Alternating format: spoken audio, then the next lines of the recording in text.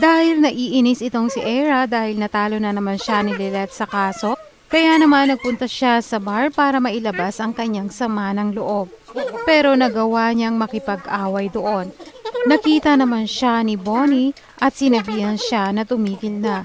Pero minasama ito ni Era at nagsisero siya dahil kasama ni Bonnie itong si Lilette. Nang makita niya nga si Lilette, mas lalo na naman siyang nainis.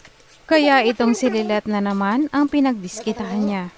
Dahil sinungaling naman itong si Era nang tinawagan niya si Mer dahil nag-aalala na rin ito sa kanya. Sinabi niya na sunduin na siya dahil pinagtutulungan siya ng tatlo kasama na si Lilette at Bonnie. Nalaman naman ni Mer na lasing itong si Era, kaya nga sa pag-aalala niya ay pupuntahan niya ito. Hindi naman titigil itong si Era hanggat hindi niya masaktan itong si Lilette. Kaya naman na muli niya itong makita ay nagawa niya na naman itong saktan. Kaya nga inawat siya ni Kurt at Bonnie.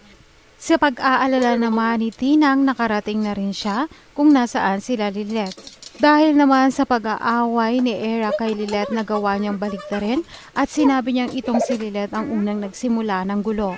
Pero pagtatanggol naman ni Kurt na kahit tingnan pa nila ang CCTV, makikita si Era ang nagsimula ng gulo.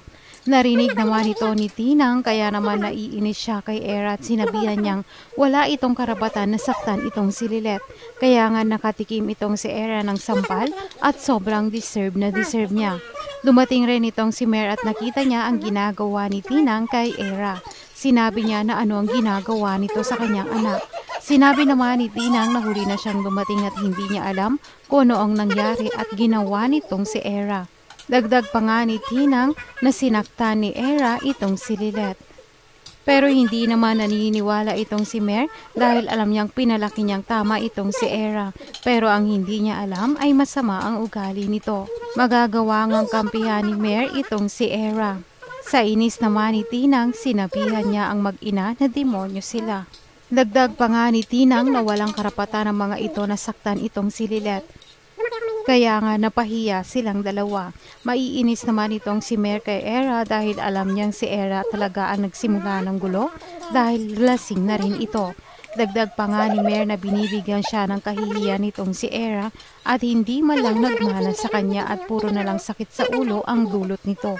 Mas malalayo nga ang loob nitong si Mer kay Era at ma-realize niya na kung sana lang ay hindi niya iniwan ang anak niya kay Ramir, sana ay nagmana ito sa kanya at meron siyang anak na kagaya niya na matalino. Hindi alam ni Mer na buhay pa ang kanyang anak at yun ay si Lilette.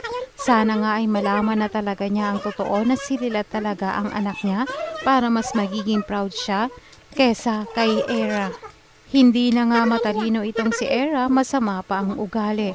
Lalo na nga kapag nalaman ni Mer ang ginawa nitong si Era na pinagtakpan ang kanyang ginawang masama. At dapat nga ay pagbayaran ito ni Era. Kapag nagkaalaman na nga mas lalong maiinis itong si Era, lalo na't kapag nalaman niyang kapatid niya rin pala itong si Lilette. Yan ang dapat nating abangan bukas sa Lilette Matias.